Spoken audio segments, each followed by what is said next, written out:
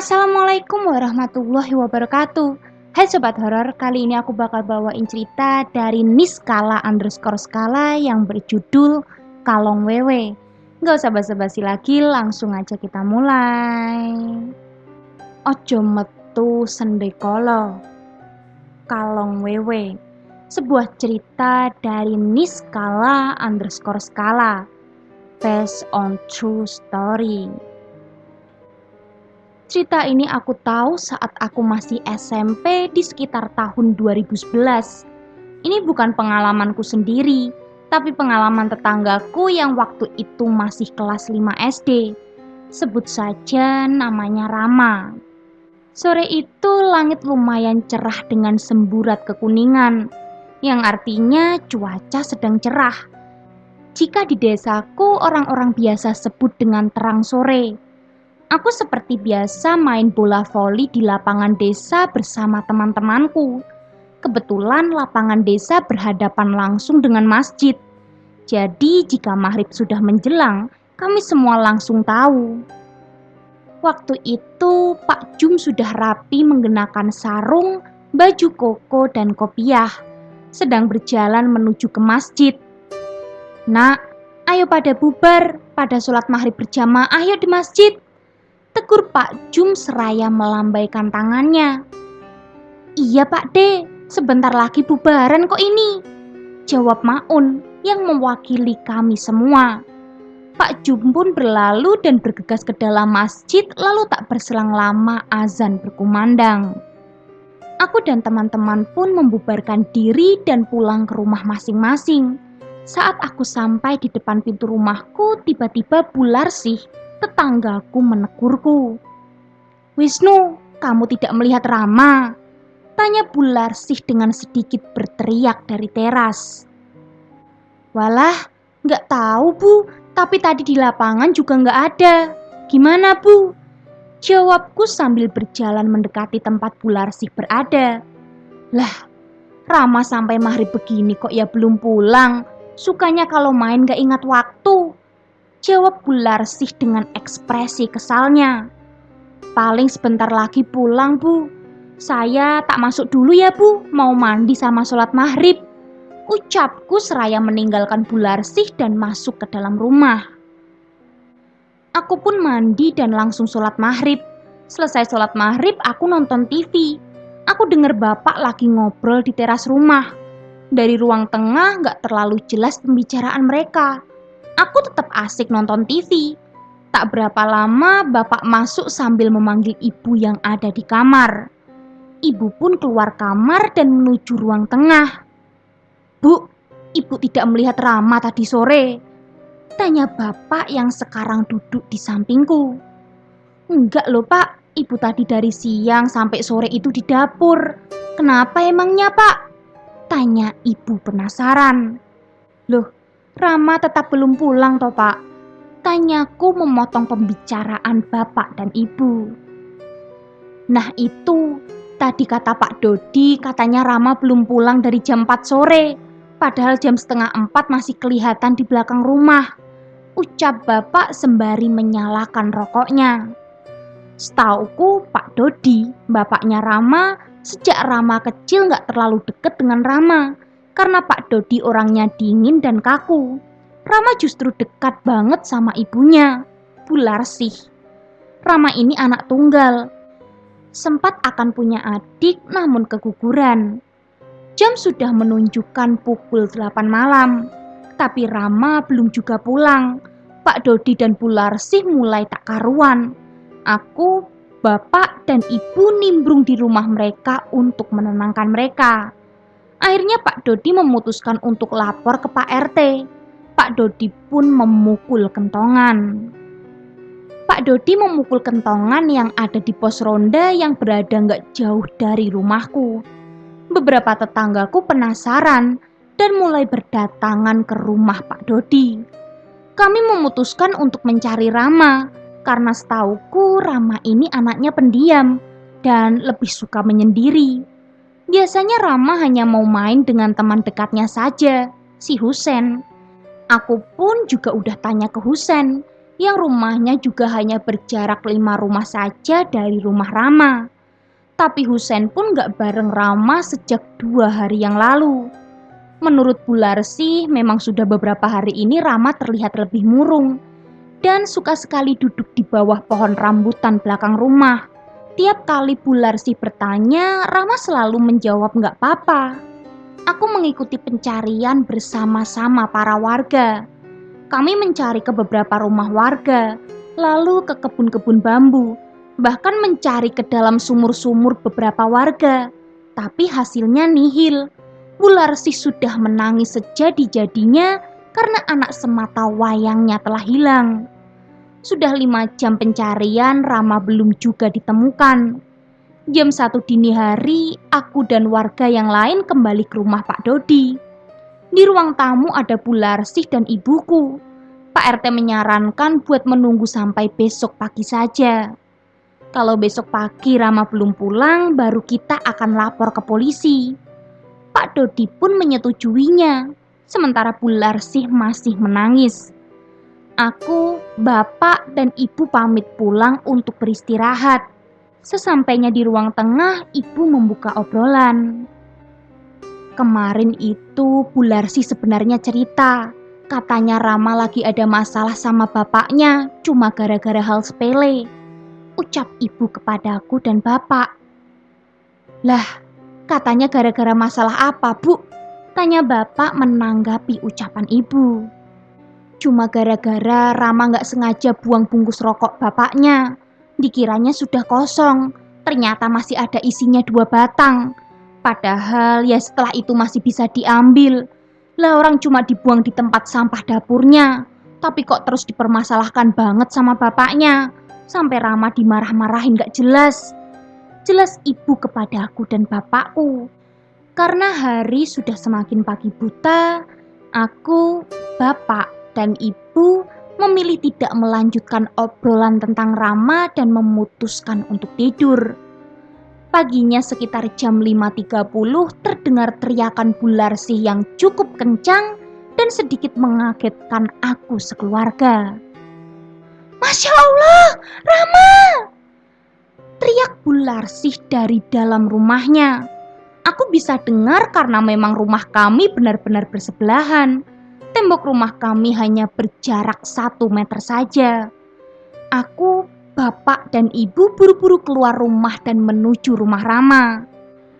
Di ruang tamu, aku langsung bisa melihat Rama sedang terduduk lemas di sofa dengan baju sobek-sobek dan badan yang kotor oleh tanah. Kondisi Rama juga menggigil. Bu Larsih mengambilkan air hangat untuk Rama minum. Setelahnya Rama digendong bapaknya dibawa ke dalam kamar. Badan Rama demam, suhu tubuhnya sangat panas sekali. Rama belum bisa ditanyai apa-apa. Jika ditanya, dia hanya bisa diam saja, seperti orang yang syok berat. Ini kok bisa pulang, Bu? Tadinya gimana? Tanya ibuku kepada Bu Larsih yang sekarang sedang mengompres Rama. Gak tahu, Bu. Aku itu lagi nyapu ruang tamu ya masih sambil nangis. Lah tiba-tiba anaknya datang. Kondisinya sudah kayak gini. Sampai sekarang ya belum bisa ditanyai. Jawab Bu Larsih. Sementara ibuku dan Bu Larsih mengobrol, bapakku dan Pak Dodi keluar dari kamar dan terdengar obrolan di ruang tamu. Beberapa tetangga pun berdatangan melihat keadaan Rama. Aku memilih duduk di depan Rama sambil sesekali memijit kaki Rama yang masih menggigil. Setengah jam kemudian, Rama sudah tidak menggigil lagi. Dia terlihat mulai membaik. Tatapannya tak lagi kosong lagi seperti tadi. Bu Larsih pelan-pelan mengajak Rama berbicara. Nak, apa yang dirasakan, Nak? Tanya Bu Larsih sambil mengusap kepala dan rambut Rama yang berkeringat. Rama masih terdiam. Ayo cerita sama ibu ya, Rama gak usah takut. Gak apa-apa, Rama sudah di rumah, sudah aman semua. Cerita ya. Lanjutnya, Rama kemudian menangis sekencang-kencangnya. Semua orang yang ada di situ pun panik dan berusaha menenangkannya. Dan untungnya Rama hanya menangis sebentar saja. Bu, aku diculik sama Kalong, dibawa ke pemakaman, ditaruh di pohon Kamboja semalaman. Aku nggak bisa turun, pohonnya tinggi, aku takut banget. Rama mulai bercerita dengan tutur kata yang terbata-bata. Kami semua mencoba mendengarkan Rama dengan seksama. Bu Larsih terlihat berkaca-kaca, namun dia menahannya untuk tidak menangis. Ayo nak, ceritanya pelan-pelan ya. Awalnya itu gimana? Kamu lagi ngapain? Rama kemudian terdiam. Dia melihat ke arah bapaknya, kemudian berpaling menghadap ke tembok memunggungi kami semua. Ekspresi Pak Dodi pun berubah, seperti orang yang bersalah. Rama, ayo buruan cerita, biar ibu dan tetangga-tetangga tahu apa yang terjadi sama kamu. Bujuk Bu Larsih. Rama yang baru berusia 10 tahun mulai menceritakan. Ia menceritakan detail kejadiannya dengan kepolosannya. Kemarin itu aku lagi duduk di bawah pohon rambutan belakang rumah. Terus bapak dateng. Ekspresinya masih gak ngenakin sejak aku gak sengaja buang bungkus rokoknya. Aku tanya baik-baik malah sama bapak dijawab jutek. Ya udah aku biasa saja, gak tak pikir. Pikirku mungkin bapak masih kesel aja sama aku. Terus gak lama setelah itu azan maghrib. Tiba-tiba aku merasa kayak terbang, tapi aku setengah sadar, Bu. Kayak lagi dibawa sama makhluk yang punya sayap lebar. Dan setelahnya aku gak sadar. Pas aku sadar aku sudah di atas pohon Kamboja di pemakaman. Pohonnya tinggi, yang ada di tengah-tengah makam. Aku ditaruh di salah satu dahannya. Di dahan yang lain aku melihat makhluk mirip kelelawar tapi besar banget, Bu. Kepalanya berwujud wanita agak tua, rambutnya putih panjang. Panjangnya hampir sampai ke tanah, Bu. Punya taring panjang, matanya merah menyala. Terang Rama kepada kami semua. Menurut Rama, saat dia berada di atas pohon Kamboja, makhluk yang menculiknya hanya diam sambil sesekali merapikan rambutnya. Dia tidak menyakiti Rama, bahkan menyentuh pun tidak. Rama hanya bisa menangis ketakutan sambil berpegang erat di dahan menahan tubuhnya agar tidak terjatuh.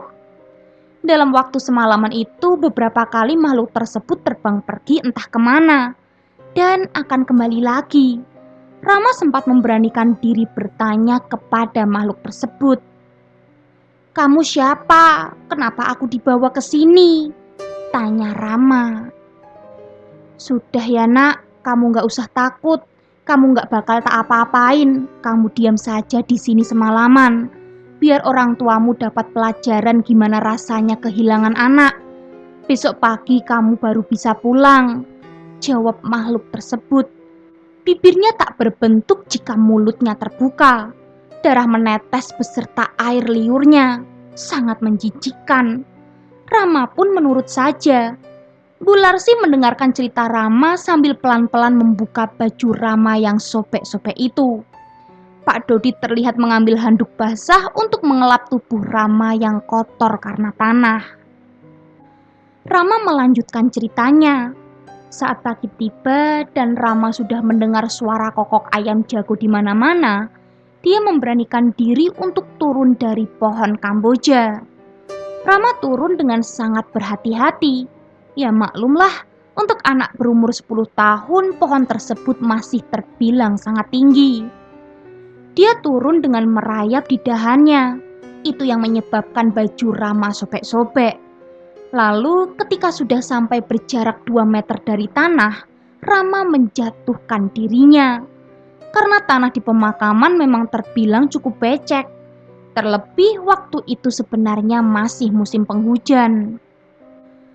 Akhirnya tubuh Rama kotor terkena tanah kuburan. Jarak pemakaman dengan rumah Rama memang gak begitu jauh, hanya berkisar 500 meter. Ya sudah ya nak, yang penting Rama sudah pulang. Rama selamat. Maafin bapak sama ibu ya nak, gak bisa jagain Rama. Sekarang Rama istirahat dulu, tidur ya, ucap Bu Larsih lembut seraya mencium kening Rama. Bu Larsih buru-buru mengganti baju Rama. suhu tubuhnya mulai turun. Kami semua keluar dari kamar Rama. Rama dibiarkan istirahat. Beberapa tetangga satu persatu membubarkan diri melanjutkan aktivitasnya masing-masing. Kemudian Pak RT tiba-tiba baru datang dan menanyakan keadaan Rama. Pak RT pun memberi nasihat kepada Pak Dodi dan Bu Larsih. Aku, Bapak, dan Ibu pun menurut mendengarkan nasihat dari Pak RT. Setelah Pak RT selesai memberikan wejangan, beliau pamit karena harus ada agenda yang dia lakukan. Di ruang tamu rumah Rama tersisa aku, Bapak, Ibu, Pak Dodi, dan Bu Larsih.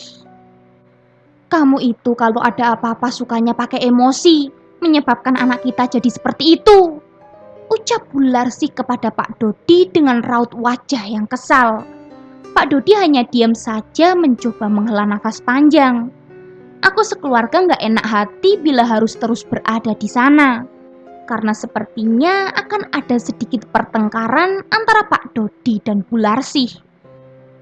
Bapakku pun pamit pulang dan mengajak aku dan ibuku untuk pulang ke rumah. Selesai. Oh ya Sobat Horor, mengenai mitos kalong wewe di daerahku, ada yang sebut kalong wewe itu sama dengan wewe gombel. Tapi di daerahku kedua makhluk itu berbeda. Karena wewe gombel nggak punya sayap, sedangkan kalong wewe punya sayap menyerupai kelelawar dewasa. Namun keduanya sama-sama suka menculik anak kecil yang sendirian. Wujudnya pun sama-sama wanita tua. Kalau dari kejadian yang Rama alami, Rama diculik kalong wewe ketika sendakala, atau kalau daerahku identik dengan menjelang maghrib. Menurut orang tua, waktu menjelang maghrib memang bukan waktu yang baik berada di luar rumah.